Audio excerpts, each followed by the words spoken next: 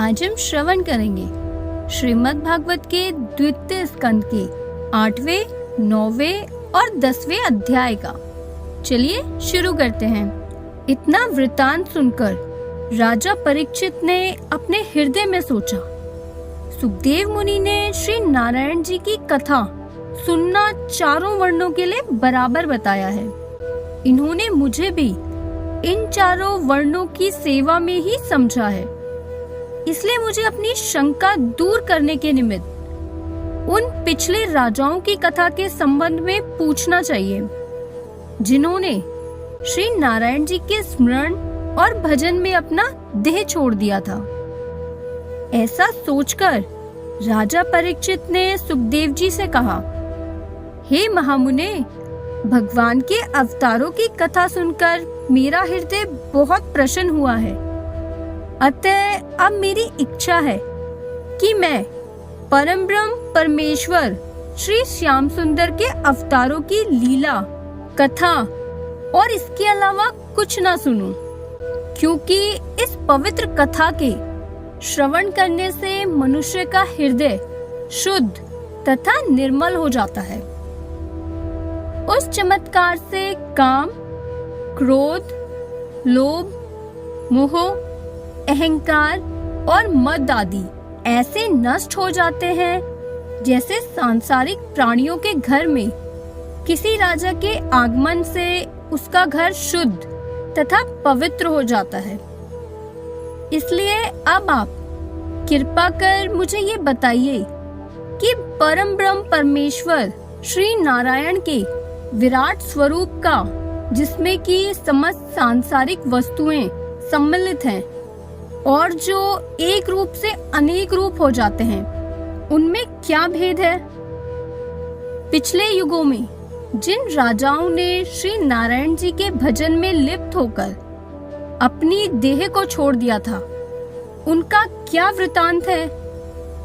समस्त तत्वों की संख्या, श्री नारायण जी की पूजन विधि, वेद का धर्म एवं स्वरूप, शास्त्र पुराणों का महत्तम, महाप्रलय का वृतांत, यज्ञादि की विधि, ब्रह्मांड और ऋषि मुनियों का वृतांत, प्राणियों के नरक से निकलने की विधि, पाप एवं अधर्म करने वालों की मृत्यु के बाद का परिणाम, संसार में कौन सा कर्म करने से प्राणी माया जाल में फंसता है, इसका वृतांत और किन कर्मों के करने से मोक्ष प्राप्त होता है, इन सब बातों के विषय में भी मुझे बताने की कृपा करें। यह सुनकर सुखदेव जी ने कहा, हे राजन, मनुष्य शरीर पाना बहुत कठिन है। जो प्राणी मनुष्य शरीर पाकर भी श्री नारायण जी का स्मरण तथा कीर्तन नहीं करता, उसे पछताने के अतिरिक्त और कुछ नहीं मिलता है।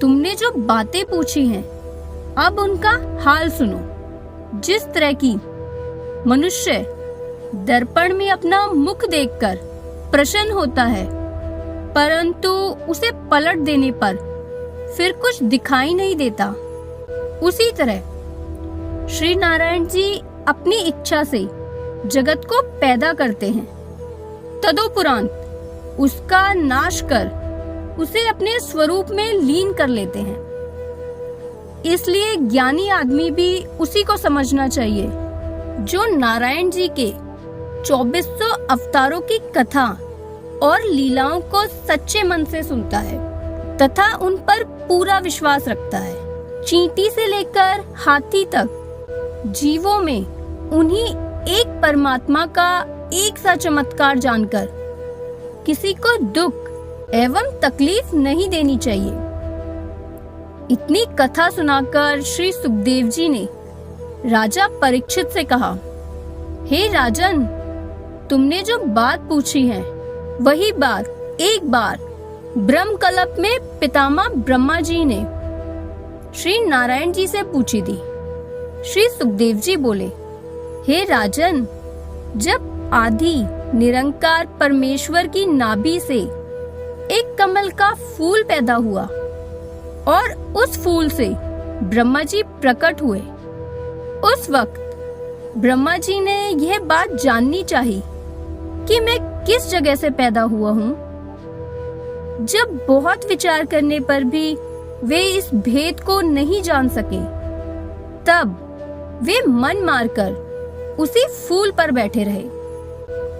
इस कथा से यह बात अच्छी प्रकार समझ लेनी चाहिए कि श्री नारायण जी की माया ऐसी बलवान है कि उस माया के बंधन में बंधकर ब्रह्मा भी उसका भेद नहीं जान सके।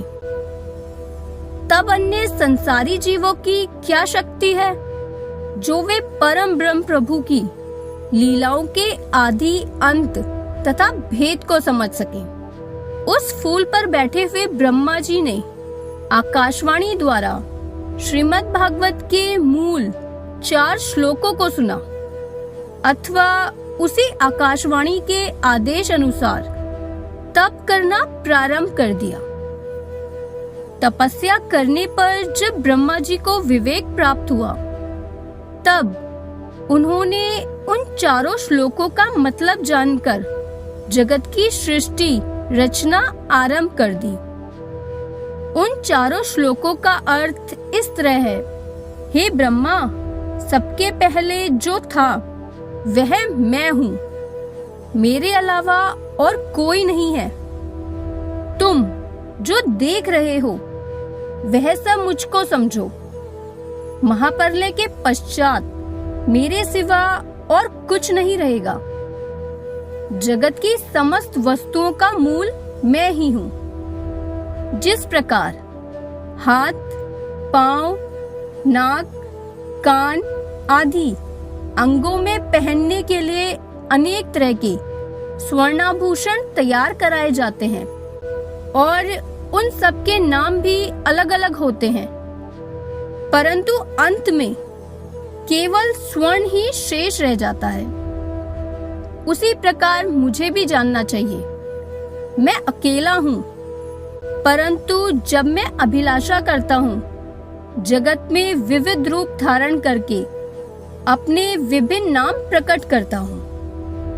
तदंतर जब मेरी इच्छा अकेले रहने की होती है, तब मैं अकेला रह जाता हूँ। सब जीवों में देखने, सुनने, बोलने तथा विचार करने की जो शक्ति है, वह सब मेरे प्रताप से ही समझनी चाहिए। जिस तरह आकाश सब और घिरा हुआ है, उसी तरह मैं सबसे अधिक सामर्थ्यवान रहकर तीनों लोकों व 14 भवनों को अपने वश में रखता हूँ। मेरे अलावा जगत की अन्य सभी वस्तुओं को झूठा समझना चाहिए। जिस तरह जगत का समस्त व्यवहार मेरे विराट स्वरूप में सन्निहित है, उसी तरह सबके शरीर में प्रकाशित ज्योति एवं प्राण मुझको ही समझो।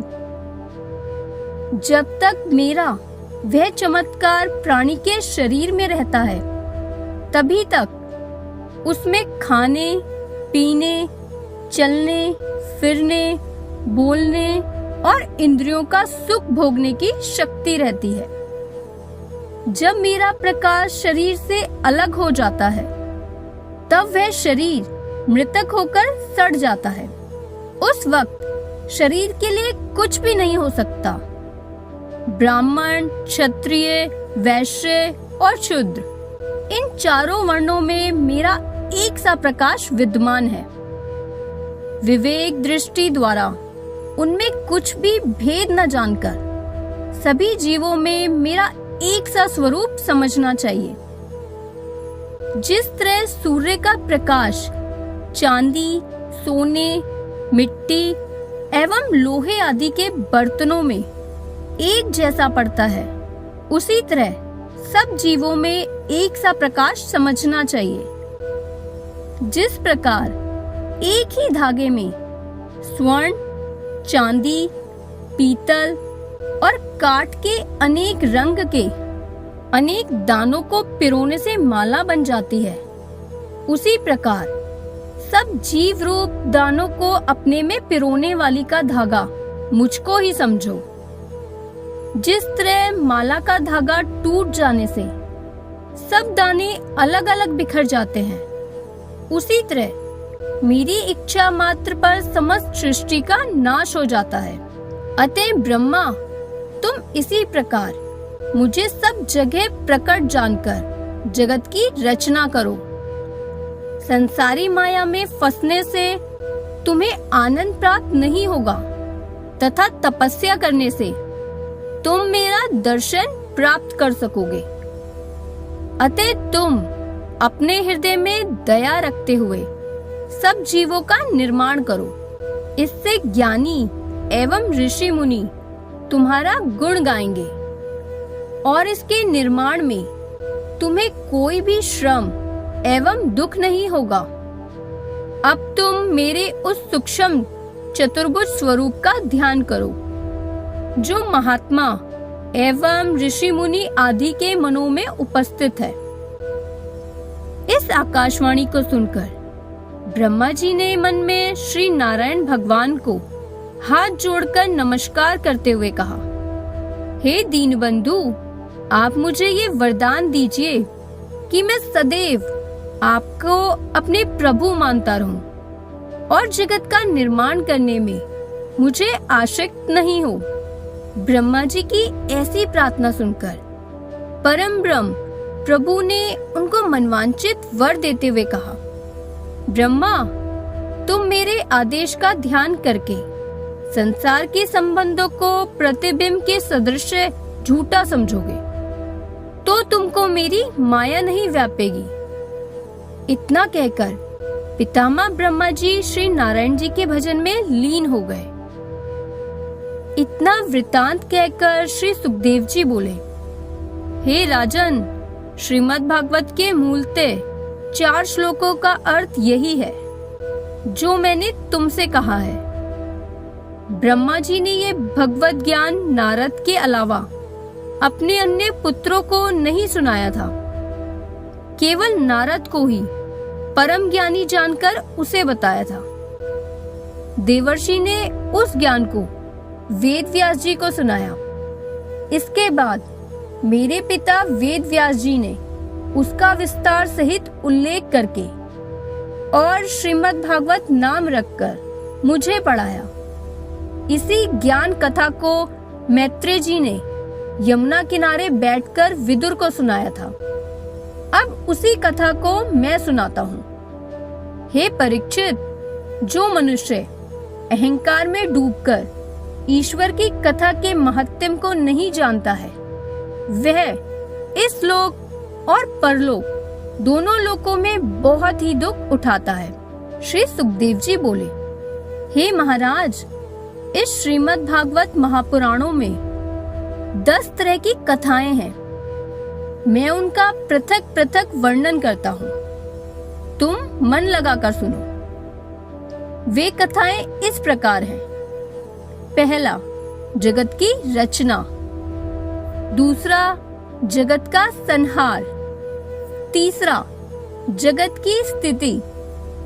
चौथा, समस्त सृष्टि का पालन। पांचवा, आदि पुरुष के चरित्र।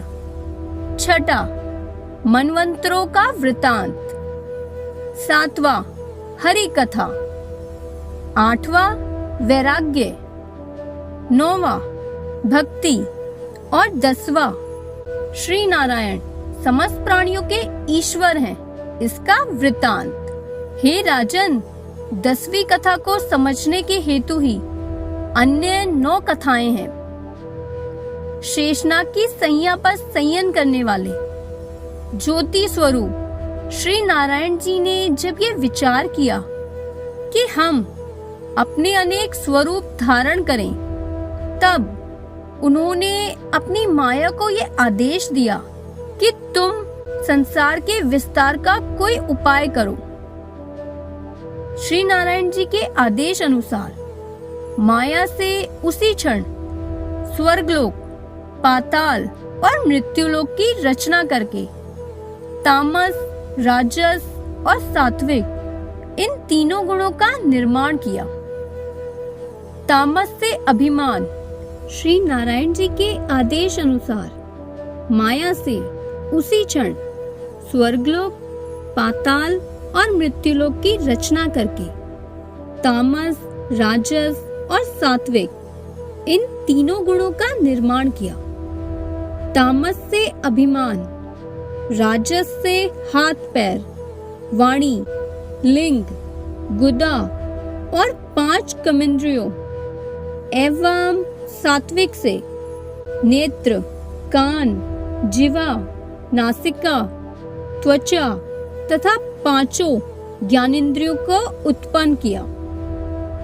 इनके अलावा तमोगुण से पृथ्वी, आकाश, जल, अग्नि एवं वायु ये 5 तत्व और सतोगुण से ध्वनि, मूर्ति, स्वाद, प्राण शक्ति एवं बुद्धि बनी। उसके पश्चात शरीर की 10 इंद्रियों का अधिकार एक एक देवताओं को दिया गया। मुख में अग्नि, जीभ में वरुण, कान में दिशा, नाक में अश्विनी कुमार, हस्त में इंद्र, लिंग में मित्रा वरुण, गुदा में यम, पैरों में विष्णु और बुद्धि में ब्रह्मा का निवास हुआ। उस समय देवताओं ने यह इच्छा प्रकट की कि हम सभी अपनी ताकत द्वारा मनुष्य देह को जीवित करें। अतः उन लोगों ने बहुत प्रयत्न किए, किंतु वे परास्त हो गए। तब उन्होंने पवन को संबोधित किया, किंतु वह भी असमर्थ रहा। यह देखकर समस्त देवताओं ने श्री नारायण जी की प्रार्थना की, जिनके द्वारा उस मूर्ति को बनाया गया। देवताओं ने कहा, श्री नारायण, आपकी कृपा रहित हम कुछ नहीं कर सकते, इसलिए अब आप ही दया करके इस मूर्ति को जीवित करिए। देवताओं की यह विनती सुनकर ज्योति स्वरूप श्री नारायण जी ने उस मूर्ति के अंदर अपना थोड़ा सा प्रकाश प्रविष्ट करते हुए उसे उठाने का आदेश दिया। श्री नारायण के प्रकाश को पाकर वह मूर्ति सजीव हो गई और समस्त देवता भी उसके अंगों में अपना अपना निवास पाकर कार्य संपादन करने लगे। हे राजन, मनुष्य के प्रत्येक अंग पर देवता का निवास रहता है। उसकी यह अभिलाषा रहती है कि हाथों से दान दिया जाए, जीवा से प्रभु श्री नारायण जी का ध्यान किया जाए, पांवों से तीर्थ यात्रा की जाए, नेत्रों से देव मंदिर में जाकर प्रभु के दर्शन किए जाएं और भजन ध्यान में सदा परम ब्रह्म परमेश्वर का स्मरण बना रहे। ऐसा करने से देवताओं को बहुत सुख मिलता है। आज की अध्याय यही संपूर्ण। मंगलाचरण। मंगल में भगवान का मंगल में रूप विराट, मंगल में श्री कृष्ण है, मंगल सुख सम्राट। सुनकर राजा के वचन बोले श्री सुखदेव, मेरी मुक्ति का यतन वर्णन करो मुनीश। सुनकर राजा के वचन बोले श्री सुखदेव, धन्य राजपति की सुबुद्धि, काटे सभी कलेश। विविध प्रश्न पुनि किए नर्प, कृष्ण कथा रस मस्त। श्री भागवत सुख सागर में उत्तर शुक मुनि बत। वैकुंठ लोक के दर्शन अरु, दिया ब्रह्म का सत। 4 श्लोकों की भागवत में समझाया सब तत्व। ध्यान श्री कृष्ण को धरो, क्योंकि वही है सर्वकार। स्कंद दूसरे की कथा अब संपूर्ण। आज के अध्याय यही संपूर्ण।